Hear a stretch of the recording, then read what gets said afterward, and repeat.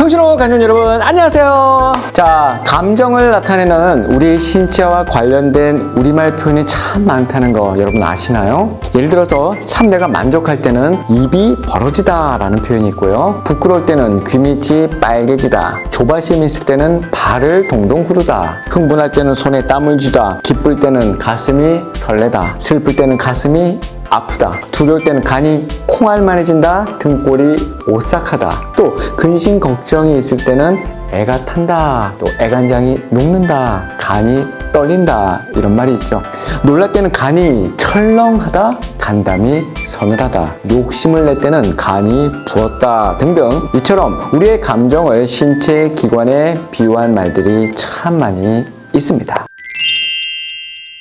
옛날 이야기 하나 해드릴게요. 중국의 이야기인데요. 중국의 진나라입니다. 중국의 진나라가 시간적 배경이고요, 장소적 배경은 삼협이라는 곳이고요, 주인공은 바로 환원이라는 사람이 나옵니다. 이 환원이라는 사람이 삼협을 지나갈 때 한 병사가 장난삼아서 새끼 원숭이 한 마리를 잡아왔다고 해요. 어미 원숭이가 슬피 울면서 환원이 탄 배를 쫓아서 천리를 따라왔다고 합니다. 배가 강가에 다가들자 어미 원숭이는 배 위로 펄쩍 뛰어 올라왔지만 안타깝고 정말 지친 나머지 그 어미 원숭이가 그 자리에서 죽고 말았다고 해요. 배에 있던 자들이 그 원숭이의 배를 갈라보니까 창자가 마디마디 다 끊어져 있었다고 하니 바로 단장입니다. 우리의 옛 가요 중에서도 단장의 미아리 고개라고 있습니다.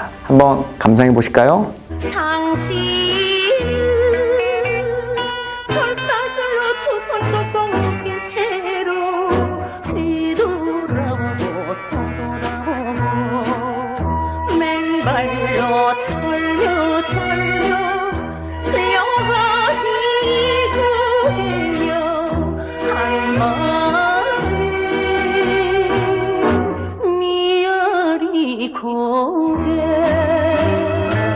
(6.25) 전쟁 때 북한군에게 끌려간 자신의 남편을 애타게 그리워하며 부른 아내의 노래가 바로 단장의 미아리 고개입니다. 창자가 끊어졌다. 창자의 순 우리말은 애입니다. 애. 따라서 단장의 우리말 표현은 애 끊다 라고 말할 수 있는 거죠. 애 끓다, 애가 타다, 애가 마르다, 애가 녹다 등도 모두 지극한 슬픔과 안타까움을 나타낼 때 자주 쓰는 표현이죠. 실제로 견디기 힘든 스트레스로 장이 파열되는 경우가 없지 않다고 하네요. 무엇인가 문제가 생겨서 불편할 때도 우리는 이런 말을 쓰는데요. 낮고 더러운 말로는 창자를 똥줄이라고도 합니다. 똥줄이 빠져라 도망친다는 것은 창자가 튀어나올 정도로 다급하게 달아난다는 말입니다. 몹시 초조하거나 불안하면 똥줄이 탄다고 말하기도 하는데요. 제정신이 아닌 듯이 하는 그 행동을 두고 장이 뒤집혀진다 라고 할 때 우리는 또한 환장이라고 말을 했습니다. 내가 정말 너 때문에 환장하겠다, 이런 말이죠. 그러니까 장이 바뀐다 라는 말이에요. 창자가 뒤집힌다 라는 말입니다. 창자가 무슨 역할을 합니까? 창자는 우리 몸속에서 연동 운동에 의해서 음식물을 아래쪽으로 쭉쭉 실어 나릅니다. 환장을 하게 되면 먹은 음식물이 내려갈까요? 못 내려가죠. 위쪽으로 올라오거나 하는 바람에 창자가 배배 꼬이게 되어서 심한 복통을 일으킵니다. 환장하게 되면, 장이 뒤집히면 눈에 뵈는 것이 없게 되는 거예요. 창자는 배 안에 있기 때문에 배알이라고 이야기합니다. 줄여서 뭐라고 해요? 벨이라고도 이야기를 하는 거예요. 그래서 환장했다는 것은 배알이 뒤틀리거나 벨이 꼬였다라는 표현과 똑같은 표현인 것이죠. 샤덴프로이데를 들어봤나요?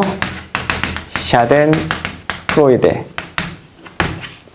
독일어인데요. 남의 불행을 보았을 때 기쁨을 느끼는 심리라고 한답니다. 우리말에는 쌤통, 놀부심보, 고소하다, 너의 불행은 나의 행복과 어느 정도 통하는 표현이겠죠. 샤덴프로이데는 질투와 연관이 깊은 감정인데요. 인간은 자신이 열등감과 질투를 느끼는 대상을 내가 폄하했을 때, 밑바닥으로 그 사람을 끌어내렸을 때 내가 칭찬을 들을 때와 같은 그 강한 자극, 그 짜릿한 쾌감을 갖게 된다는 거예요. 자, 이와는 좀 다른 경우지만 이런 말도 있죠. 사촌이 땅을 사면 배가 아프다. 이런 속담 말이죠. 사촌이 땅을 사면 배가 아프다란 그 속담은 사실 일제강점기를 거쳐서 조금 왜곡되었다고 주장하는 사람들이 있습니다. 원래 사촌이 땅을 산 것은 집안의 경사이고 축하를 해줘야 마땅하지만 과거에 못 먹고 못 살던 시절에는 내가 그 사촌 위해서 해줄 수 있는 것은 배 아파서 똥을 눈 다음에 그걸 걸음이라도 줘야 한다라고 하는 좋은 의미였다고 해요. 이처럼 사촌이 땅을 샀다고 배알이 꼬이는 것이 아니라 축복의 마음으로 축하해 주는 것이 마땅하지 않을까요? 떡볶이, 튀김과 함께 대한민국의 대표 길거리 음식 중에 하나, 바로 순대이죠. 순대는 돼지 창자에 숙주나 우거지, 잡채 등을 섞어서 된장으로 간한 것을 채워 삶은 음식을 말합니다. 요즘은 돼지 창자가 아니라 식용 비닐로 만들지만 사실 순대는 돼지의 똥이 차 있었던 창자로 만든 것이에요. 욥기 20장 7절 말씀에 우리는 우리의 똥처럼 영원히 망할 존재라고 말할 수 있습니다. 예수님께서도 당시 유대 사회에 만연했던 인간의 죄악을 그대로 드러내셨어요. 특히 바리새인들과 서기관들의 전통을 꼬집으며 인간을 더럽게 하는 그 똥과 같은 것에 대해서 말씀해 주셨어요. 마가복음 7장 23절입니다. 간음과 탐욕과 악독과 속임과 음탕과 질투와 비방과 교만과 우매함이 이 모든 악한 것이 다 속에서 나와서 사람을 더럽게 하느니라. 진짜 더러운 것은 똥이 아니라 우리 속에서 나온 이런 것들이라는 거예요.